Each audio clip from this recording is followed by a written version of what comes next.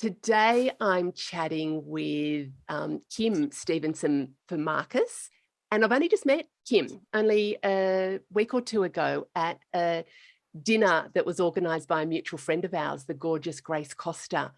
And I just struck an instant connection with Kim. I got to sit next to Kim, and I want to know all about how she does life, but I want to know how she helps her clients do life as well. And just a really quick little intro. Kim has an interesting story, and we didn't have enough time at dinner to find out about it, but Kim's a first-time mum at 38 years of age. She's a recent gold medalist at the IPL World Powerlifting Championships. And this is the bit I really want to dive into deeply with is coaching to emotional eaters who seem to just find it really tricky to get off that dieting merry-go-round. So I can't wait to dive in. Kim, how are you? Welcome. I'm good. Thank you. Thank you, Catherine. I love talking about this kind of stuff. So as you guessed at dinner, we just clicked about just everything and we get passionate about, and then we got so engrossed in conversation. It was wonderful. I really enjoyed it. So thank you. And then I received your invite to come on your podcast, and I thought that was amazing. So thank you. Thank you. Yeah, I love connecting. I really love connecting. I love connecting with all women, and I am genuinely intrigued as to how they do life. Yes. And I'm super intrigued as to how you do Awesome. life. So I'm going to quickly dive in. Yeah. But what was it like being a first-time mum at 38? So I grew up in an area where most of my friends had kids really, really early in life. And I knew for me, at the beginning, I didn't want to have kids because I'd gone through a lot of childhood trauma. And for me, it was, well, how can I raise a child if I've got all these unresourceful behaviors and habits and like binge drinking, binge eating, partying, just really, really unresourceful habits. And I was just a train wreck. And then I started into the self-development world. I got a therapist. I dealt with a lot of that childhood stuff that was causing all that unresourceful behavior. And I'm like, oh, I'm okay. And I can actually have children. And I'm not going to repeat those behaviors and patterns.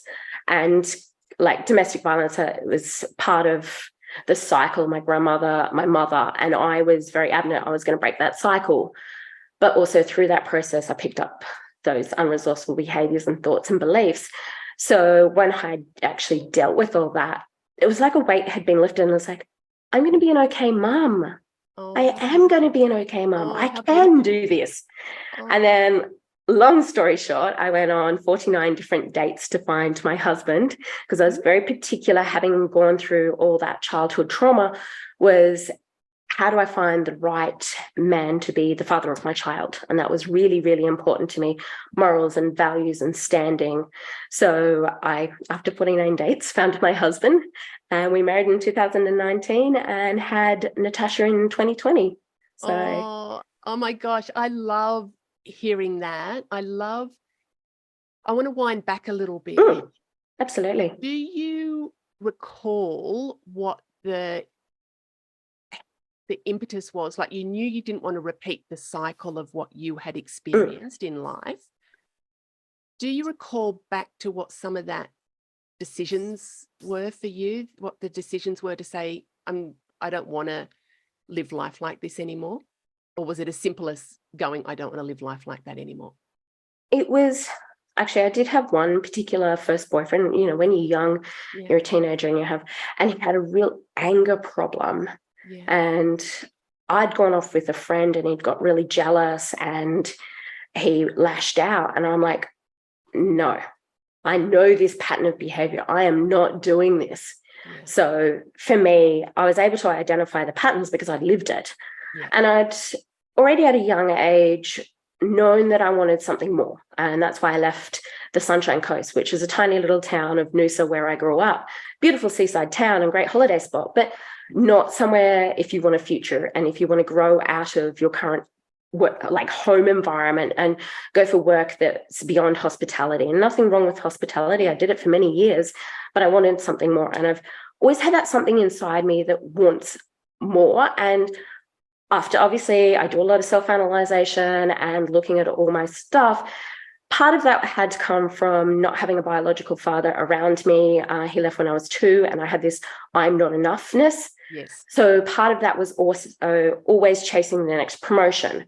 So I moved out to Uluru when I was 20, and I started as a housekeeper, which is quite low in the pecking order, and I finished as a supervisor because I was always chasing the next big thing. What is the next big goal that's going to fulfill me? Because I didn't feel like I was enough myself. Now, when I chase big goals, it's just to make me happy, not to fulfill this, oh, I'm not worthy, I'm not good enough feeling. I don't need all the accolades to go, I am enough. I now do it because I want to and because I love to. And also to show Natasha what's possible as well. Like 2 years postpartum, I'm up on the world stage, powerlifting and coming away with gold. So when I tell my little daughter that she can do anything that she wants to, I lead by example, because kids actually listened to your voice, but they listen much, much closer to your actions and what you actually do. So for me to go, yeah, I love you, you're very important, but mummy's training is also important. She comes along with me, and I lead by example. And I really want to install that in a lot of my clients and those that are listening to you, that if you have young children or teenage children even, they're the ones listening and watching, and they are watching every single thing that you do. So if you're going to chase your dreams, you're going to lead by example for them to be able to do the same thing. So. Oh, I 100% agree. I 100% agree. And it sounds like it's interesting that, not having a biological father present when you were young, being able to identify what some of the, the patterns and maybe the reasons for those patterns. Sometimes it's a bit tricky to identify what the actual reason is. But when we look at what the pattern is, and is that resourceful or is it unresourceful? I like how you place that. And a lot of your listeners probably can relate to that, like workaholism and driving so hard in their work environment to go after the next promotion or whatever it is, that it's to the point of burnout because they're fulfilling that need to be loved and accepted. And I was having a coaching call with one of my clients, and she was at that burnout stage. And through all of our work, she realized, I'm actually still chasing that masculine approval. And it just so happens that my boss is masculine, is male, that all this workaholism is actually derived from that need. We need to go fix that now. And then we obviously went on that tangent with her coaching. Yeah. So I just thought I'd share that in case some of your listeners can relate. Yeah, I would, without a doubt. I'm sure there's a lot of them that will relate. And it's for me, it's about knowing what your why is. Yes. Why are you doing something? So what you said before is it's you still have goals, you still work hard, but the reasoning for it or the intention, the why behind it is now different. It's not about proving yourself or it's not about external. It's not external. It's not about getting validation from others. It's about doing it for you.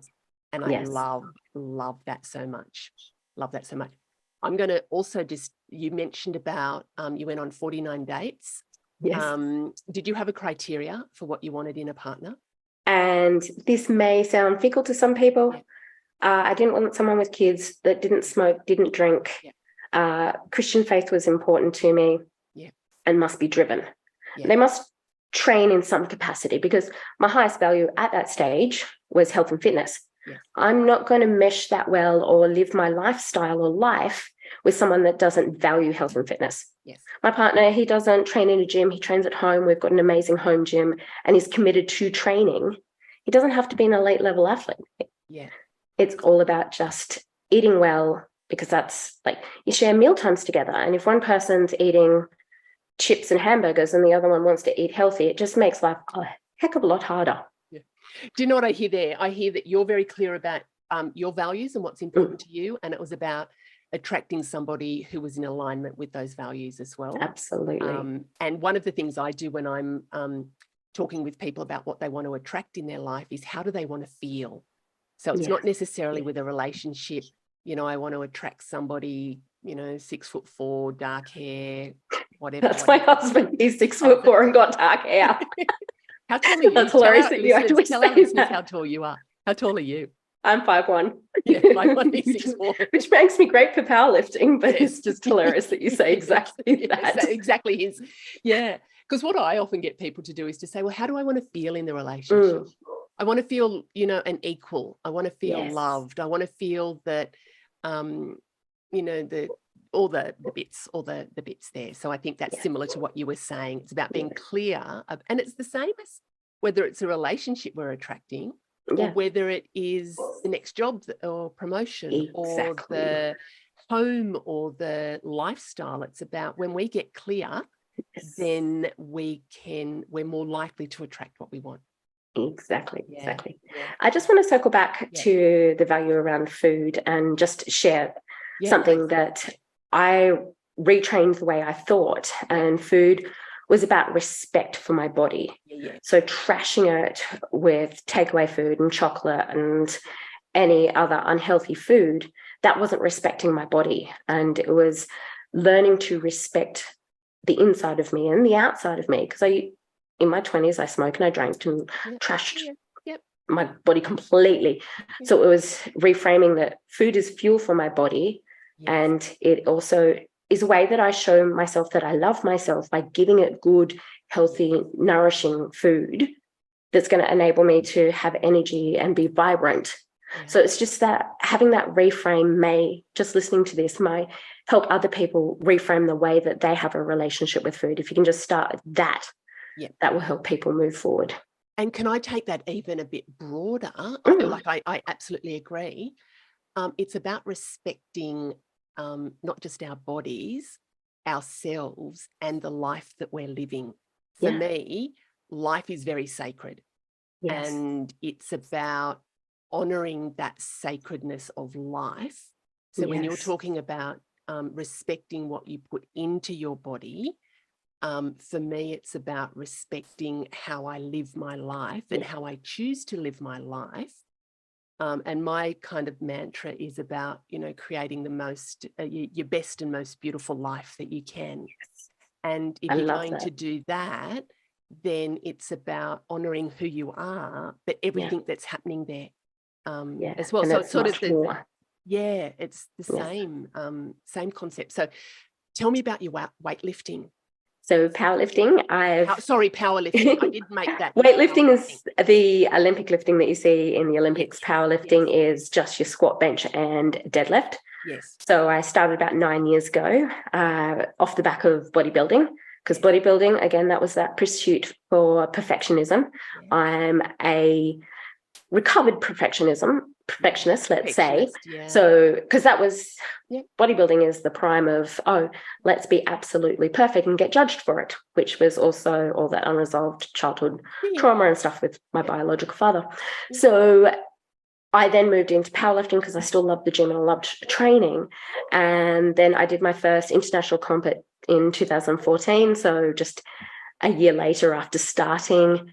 And I'm gifted in the fact that I have really short arms, very mobile back. I'm an ex-gymnast and I love training. So put all that together. Perfect. That's how I became the queen of bench, and I've got numerous Australian records, Commonwealth, Oceania records, and finished top 4 and just recently gold at the World Championships. So which I love.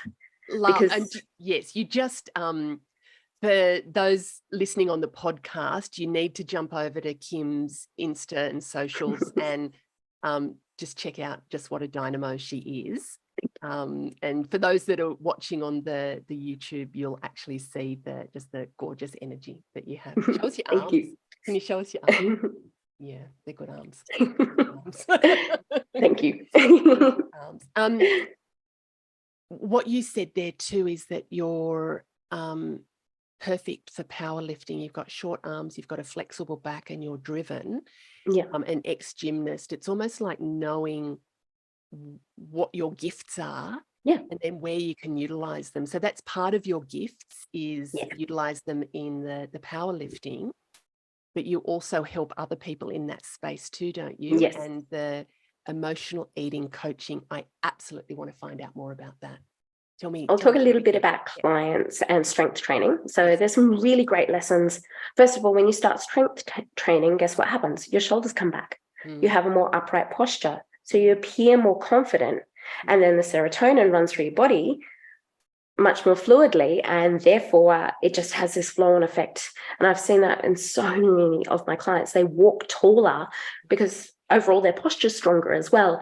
You also learn how to fail faster. Have a great relationship with failure, because that means that you can get back up and keep going instead of just making it mean all these terrible things about you. So that's why I love to teach women. And that's why I haven't given up. As much as it would be easy to have an online business just coaching women, I still have my foot in the door in the gym because I love seeing them have their personal bests. I had a comp a couple of weekends ago where I was coaching, and it's just, I love the feeling of seeing these women just go out and push boundaries.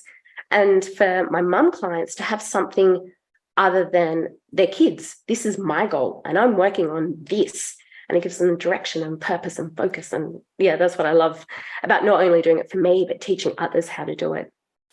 And it's more than just the powerlifting, isn't it? It's what that represents. It's like you said, it's about personal bests. Whatever the result is, it's their personal best. And it's about having a measurement of being able to move forward and grow and, you know, attain goals. So there's a whole lot of goal setting that comes into that as well. Like you said, failing fast, that, you know, we don't always win at everything. And it's about how we become resilient to be able to get back up. But I think what's that saying? It doesn't matter how many times you get knocked down. The important thing is when you get back up. And exactly. I think that for many, gosh, lots of my clients, me included, you know, I've had lots of setbacks and life hasn't always worked out how I've wanted it to. And it's about how I deal with and respond to that. Yes. And I've said this many a time. I have my 5-minute pity party. I let myself be, you know, sad and angry and all the emotions. But that's healthy. There. Yeah, absolutely. It's healthy to feel those emotions. And if it's 5 minutes or 2 hours. That's right, yeah. Feel the emotions, because I'm on the other end helping my clients not eat those emotions and learn how to feel. It's okay to feel angry. Like society tells us, oh, be a good little girl and smile and pretend everything's okay. Where no, it's okay to be angry. It's okay to be sad. It's okay to be frustrated. All these negative emotions, they're okay to feel. Not okay that it can spiral you out of control. So like one of the things I talk about with my clients is put a time frame on it. Like you said, the 5-minute pity party or longer if you need. Yeah, it's quite often longer than 5 minutes. You don't want it more than 24 hours in my experience. Yeah. I've been stuck in ones where it's just like, man, I got to get out of this. Like it is just, just the funk is like, I do not want to be here. And that's where I reach out to my people that help me to shift through stuff that I can't shift through myself, because we can't do it always ourselves. And that's why I guess in that coaching we get blinkers and then we can't see. I find that a lot, that personally, that I can't get myself through everything. I can get myself through a lot, but there are some things that it's just like, nah, I need to bring in the big guns. I need my other buddies to help me. And you're right that it's not healthy to stay stuck or stagnant in that the bits that are not working for us, that are not feeling great. I've shifted, and I've said this on a couple of podcasts, but I've really shifted my thinking around the emotions. Is I really honor them.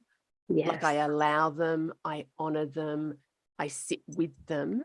And it doesn't feel comfortable all the time. Like quite often I'm just wanting to like, man, I want to get out of this just gloopy feeling. But I've learned that, you know, honoring them because they're important, but it doesn't mean that they have to hang around. Exactly. And it's like, if you say, don't think of a pink elephant, you're going to think of a pink elephant.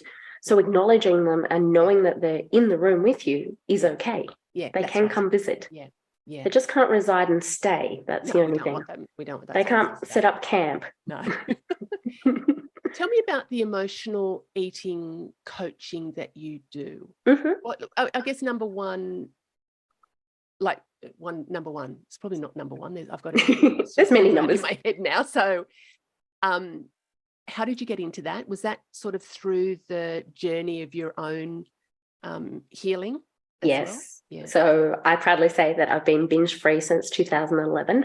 And that was a lot of work to get to that point. So that was a lot of self-reflection. That was therapy. That was, and I found it was actually a hypnotherapist / life coach that helped me. And that's what inspired me to do the life coaching, because I'm not dissing counselors and psychologists. I just didn't find the right one for me. It's like mixing paint. You've got to find the right one.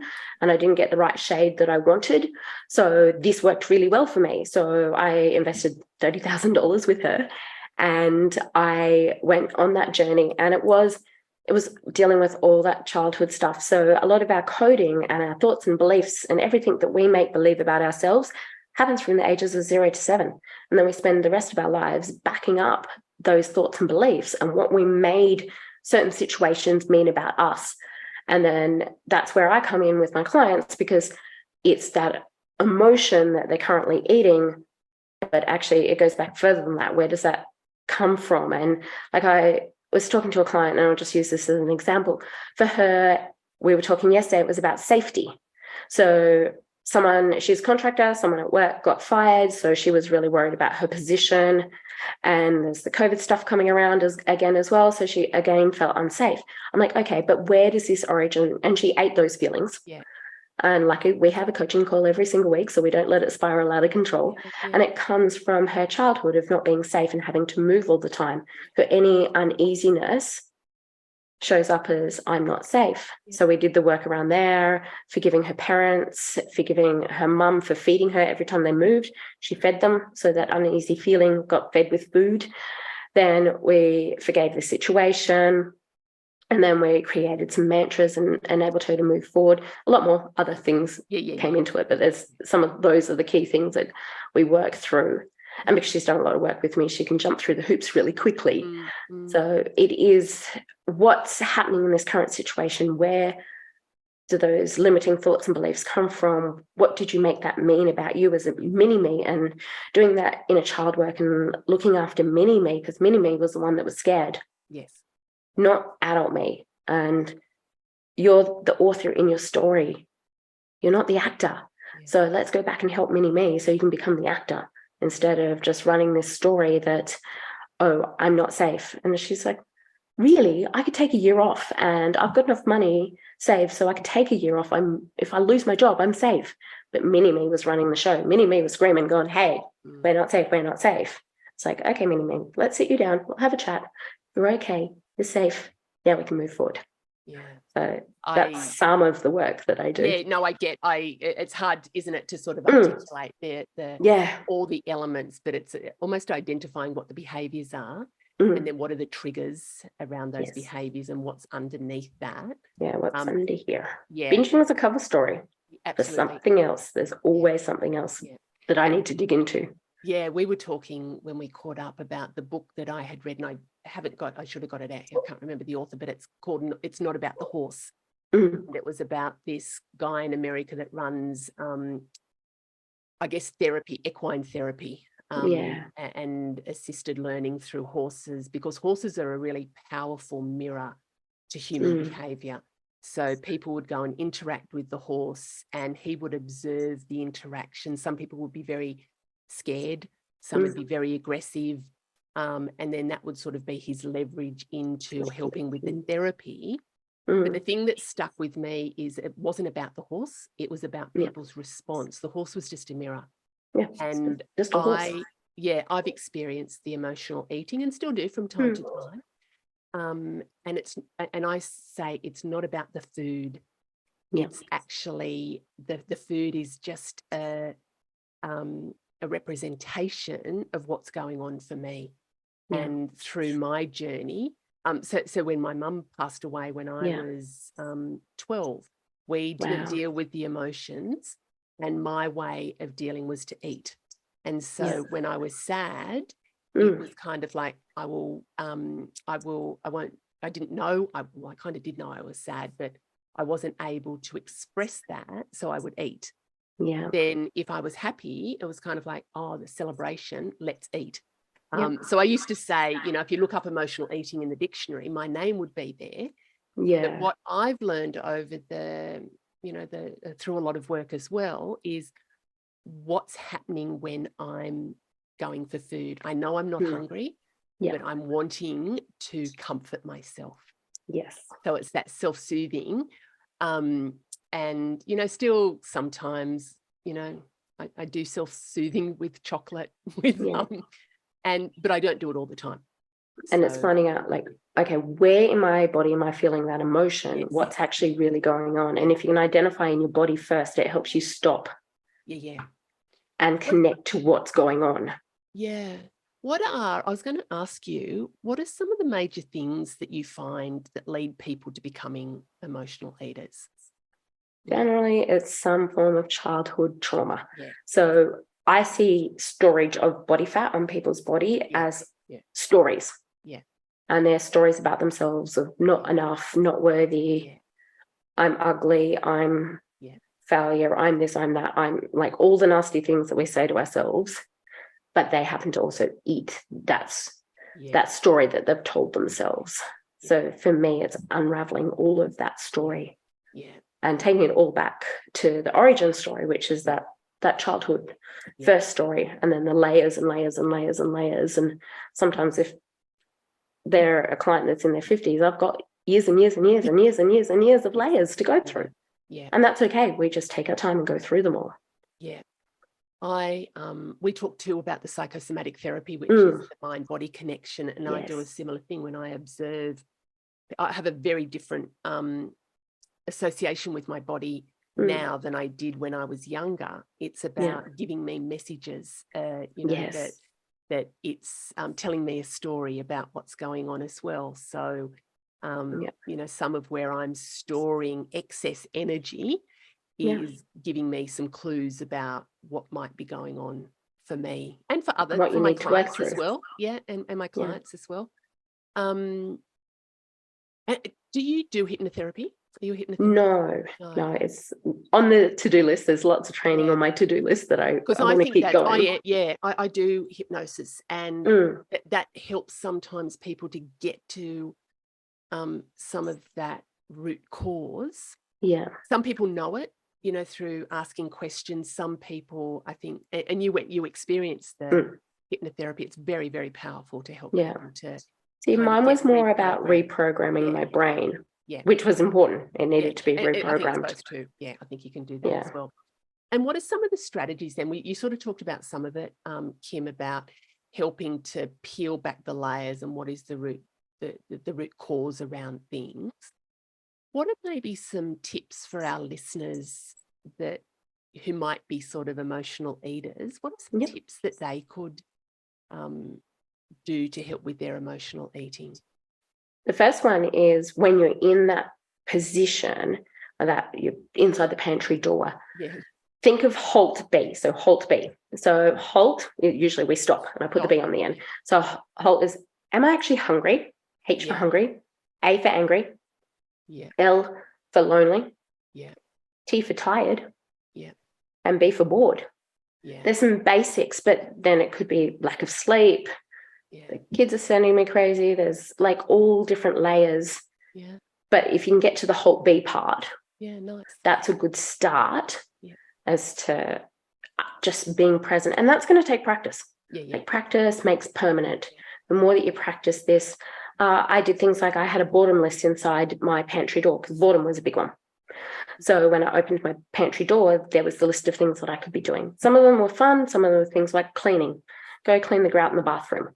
So it's doing what I call a pattern interrupt and getting myself out of the environment so that I don't eat half the jar of peanut butter.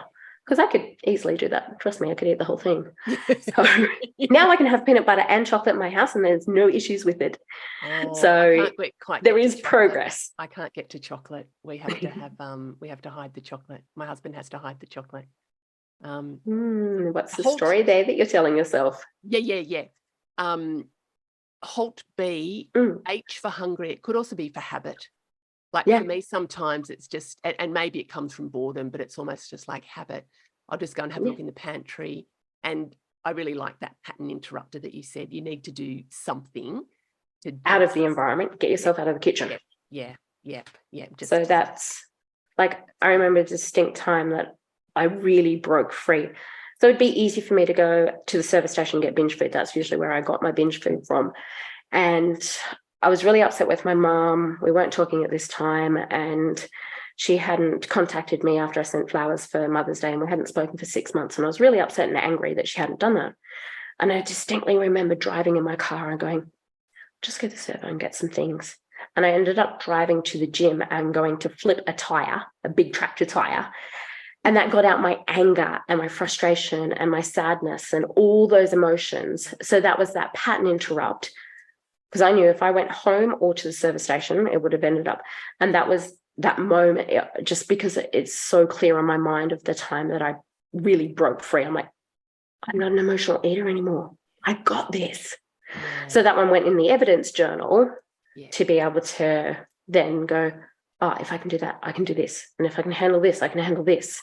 So I call it tiny victories. Your TVs in the back of your journal, there needs to be a list of tiny victories of all the times that you didn't resort to food, or you changed your inner dialogue, or you might have to just say stop to yourself. Stop. Okay, Minnie, stop running the show, and put that in your tiny victories. Journaling, I believe, is a big part. Yeah, I do. And I tell my clients, they're the experts in their life. Get it out on the paper so it's not running around in your brain and you don't eat it. Yes. So what is it that you need to get out on the paper? What's going on for you? Yeah. Really become present to what's going on. And when you journal, you might find the answers. I love that, being present with what's going on. So not just doing it out of that automatic pilot, go and eat, and not, that unconscious eating, unconscious behaviors. So being present, how are you feeling about things, and pattern interrupting, journaling. I love journaling. So I think that's a really useful thing as well for people, just to be able to capture. And that could be the pattern interrupter as well. Yeah. Movement is the other big one. Definitely movement as well. I've put dining room chairs across my kitchen. Yeah. At the peak of my binging to like have some form of physical barrier. Not to go into the kitchen.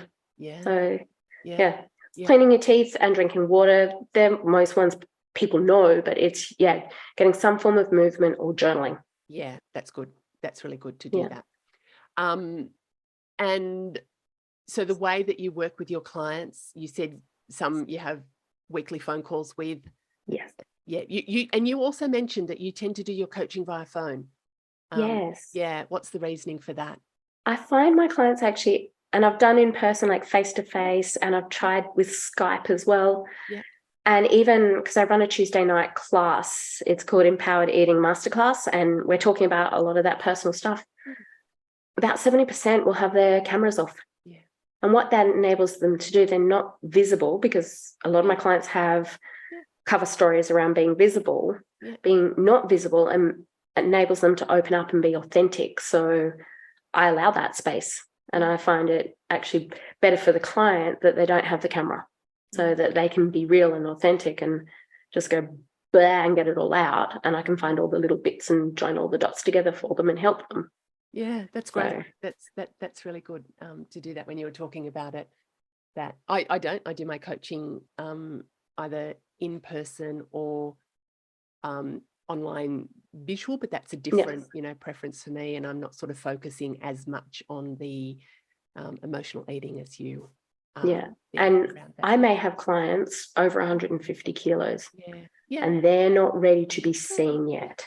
No, I think that's I think that is I really like when we were talking about it, just the differences in how we approach it and the reasoning behind and things. I think that's so I've got to get, and I've become really good at listening to tonality and the speed at which people talk and their pauses. And there's so much in how much I've got to listen and be present to them, to be listening for little subtle cues that don't come out in their language. Yeah. And there's clues in language as well. So yeah, absolutely.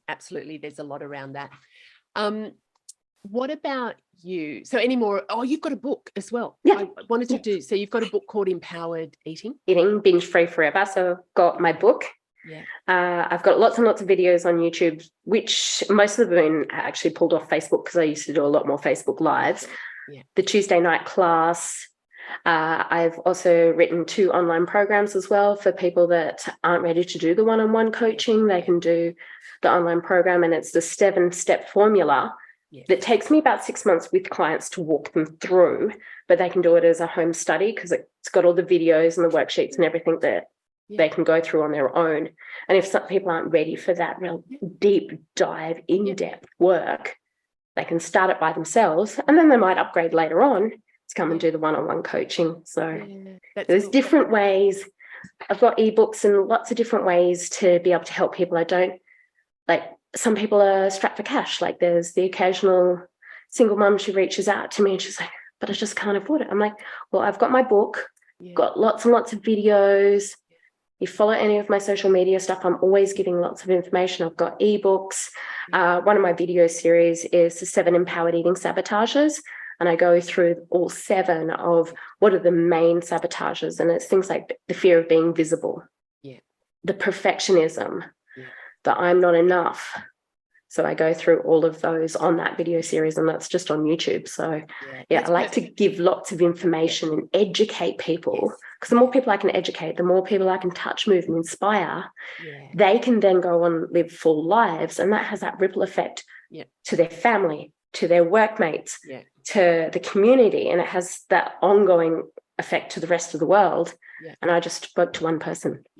You know, where I know why we've clicked. I know. Because we're very, very similar in our passions and our drivers. Absolutely. And the leverage of why we do what we do and why we get up every single morning. Yeah, absolutely.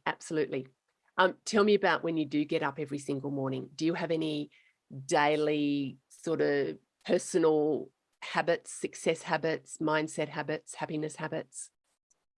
Of course. Definitely training. Always training.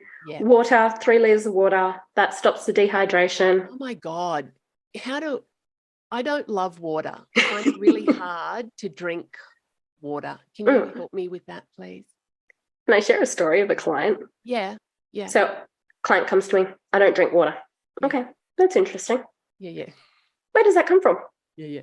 She, after unpacking heaps, there was an ego and a sense of significance around the I don't drink water. And once she realized that she was driving that, she actually changed. So that was going underneath and finding out why. And I mean, she did not drink water at all. I don't know how her kidneys were functioning. I don't know how she was functioning. And maybe it is that reframe, like I talk about food. Maybe the water is a way of nurturing yourself. If you can reframe what the water means to you. Because our bodies are 70% water, and to drink a cup, at least 2 liters of water a day, then that's respecting your body and giving it what it needs. Because you love and nurture your body. I'm going to do that because I'm going to do that. And I've just written down here, why don't I drink water? A good little game to play. I don't know if you've ever played it. Set the alarm for 4 minutes. And keep asking yourself, why don't I drink water? Why don't I drink water? And just fill out a whole page or 2 about why you don't drink water. You'll find a couple of themes come up and circle them. And you might actually find the answer there as well. And I find when I do something like that around not just why don't I drink water, but other limiting beliefs. Often, why can't I do X? So it's the same, really. Why can't I drink water? When you first start, they're often the superficial things that come up. I don't like it. I don't feel thirsty. Water's boring. To me, they're superficial things. But then if you sit with it, and a lot of people find this next bit a bit tricky to go, actually, what else? What else? And I like how you said, set that 4-minute timer. Don't just stop at You're not allowed to. I've done it at, for 30 seconds. Yeah. Answer. It's just like, what else is underneath that? And if you get a kid or a friend or a partner or someone in your life to do it for you and just keep drilling you, not letting you pause, it's super helpful. But if people are doing it on their own. And it's probably a useful thing too for listeners. Consciously, I know absolutely water is good for you. I know that your body needs water. I know it's a way of nurturing, but there is still a blocker for me around water. And for other listeners, it might be a blocker around something else. You can sometimes get to the answer yourself, but that's where I think we come in as coaches. Yeah, that's why we have our jobs, is that's right. Yeah, that we're be the one with the torch, going inspecting the situation, going, oh, what's in this dark corner? What's in this dark corner? Yeah, and it might be something, that you sort of go, oh, I don't drink a lot of water, but that might be representing a whole lot of other stuff that you can work with. So I'm going to focus on that. But also, first other question would be, what was your mum's relationship with water? Yeah. She may have had, like my client that I was talking about, some form of sense of significance from not drinking water, and it's been modeled to you. Yeah. What if you don't know? I don't know. My answer to that would be, I don't know. I don't know what my mum's. And because you lost your mum at 12. She passed away when I was, so at that very formative year. So that might not be the clue there for somebody. So it's about, isn't it? It's exploring, putting the spotlight on different parts. Yeah. And it's not always getting a specific answer from, it's like, okay, we don't get a response there. Let's have a little look somewhere else. Let's look somewhere else. Yeah. Okay, so you drink your 3, you do your You could use a vanity driver that you want, like, for me, it's about also my skin looking good. Yeah, no, I get all, like, I know the reasons why. I know. Anyway. So you drink 3 liters of water a day? Yes, we were going through my morning. Yeah, that's what I hijacked that with my personal therapy session. Always self-development. And now with the little one, it's doing it in the car, like driving. I'm in my car at least every day. Yeah. So I always listen mainly to audiobooks, but podcasts as well. So that enables me to just get that self-development. Like, I'm always wanting to learn. Learning is a high value. Yes. And I'm a student of my car. Yeah. We all have that dead time. Let's use it appropriately. Yeah. Like listening to your podcast, which I hope people are in their cars right now listening. Yeah. Same. Yes, the healthy food that nourishes my body. Yeah. And just really taking care of myself. So every week I set time aside to journal and meditate and prayer. Yes. And that's my downtime. Yes. Yeah. And I've got an agreement with my husband when my little girl was born that we each got our time out to go do things. Okay. He goes play slot cars and I go have a float or have a massage or a day spa or get my nails done, hang out with girlfriends, have some me time, some quality me time. Not enough mothers give themselves permission and work with their partner to be able to do that. Yeah. And you can't give from empty. No. If you keep pushing and pushing and pushing, if you don't nurture your soul, because I love that phrase, nurturing your soul, then unfortunately, you're going to crack. You're going to bite someone's head off. Or if you're someone that doesn't have that form of aggression, you're going to just suppress it and suppress it and suppress it and drink it or eat it or shop it away or whatever, unresourceful behavior. But also, can I go on a bit of spiel about nutrition? Yes, please. Okay, so I talk a lot to my clients about nurturing their soul, and what the premise behind that is that it reduces their cortisol level. So when we're in fight or flight response mode, so that's when we are really stressed over this and that and this and that, then our body wants the fastest using fuel source, which is carbohydrate. And that's why if you're stressed, you're craving chocolate. This might be a key for you. So fats, unfortunately, they take a long time to burn, and carbohydrate is the best fuel source because we're born to fight or flight. So instead of reaching for the chocolate, you need to actually de-stress. Yeah. So if there's not enough carbohydrate left in our body, then we will chew our muscle stores. And obviously I'm coaching women in the strength space. So I want them to have as much muscle as they can and not burn it away because they're stressed. The body's in fight or flight response mode, needs carbohydrate to fight. Then not enough carbohydrate, then we'll use muscle stores and never, ever, ever touch fat stores. And that's why when you're highly stressed, it's very, very difficult to lose weight, or shift weight, as I like to say, because if you lose something, you try and find it. So therefore, let's put on the sunscreen before we get sunburnt and reduce our cortisol levels on a weekly basis. Do something, a 5-minute meditation. If that's all we can get, that's something to bring those cortisol levels down. So you're not in fight or flight response mode and only using carbohydrate. So that's my little lecture for everyone. And do you know what? I wish the 12, 13, 14, 15, 16 through to 30-year-old me had heard that, because that is exactly in that fight, flight. For me, it was freeze mode. It was just that numbness of, oh my God, my mum's passed away. I just don't even know how to do life. I became very capable, very strong, but I was in that freeze mode. But you were very young as well. Yeah. And cortisol levels, the stress levels, I had learned some different strategies then. But you know what? That's part of my journey. There's no point in going back and saying, only. But you can move forward and change that moving forward. Absolutely. So I have actually learned that since. But that's the whole. When you were talking before about patterns of behavior, for me, it is the overwhelm and the stress. So when I am feeling stressed, for whatever stress that is, carbohydrates, please. Yeah. Carbohydrates. We're biologically made to do this because we're made to fight or flight.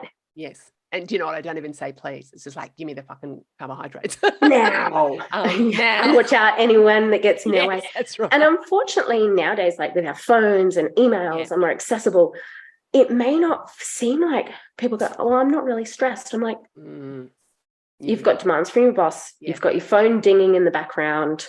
You've got stuff at home that you haven't dealt with. You've got relationship issues. Your teenage kid is driving you mental. But you're not stressed, but you've got all this low-level constant stress happening. That's why we need to do this. This is the sunscreen before the sunburn. Love it. Oh my gosh, Kim, we could talk forever and ever and ever. I really enjoyed that. Can you just quickly, we've got all the details in the show notes, but where can people find you? You're on Instagram. Kim Stevenson Farmakis. Facebook, which is Transformations by Kim. I've got my website, which is transformationsbykim.com. I've started TikTok, but I'm not like the best at it. I'm still learning. I'm a student of technology. But usually it's Facebook and Instagram that I hang out most.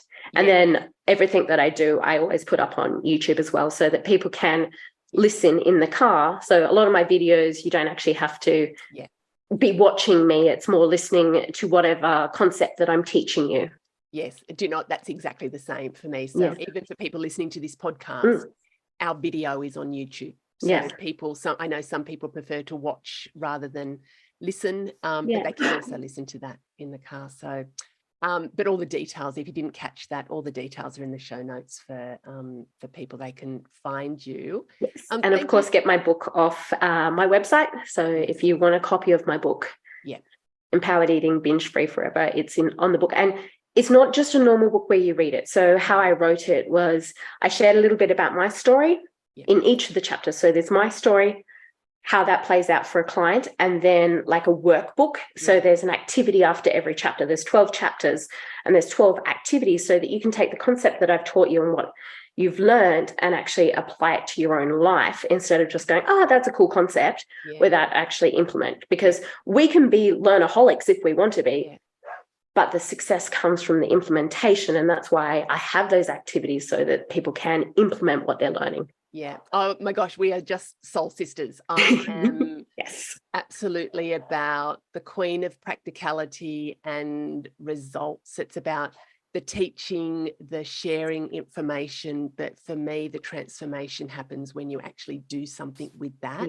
and you apply it. So we are just absolute soul sisters. So thank you. I loved that, and hugs and big happiness. Yes. Love talking to you. Thank you.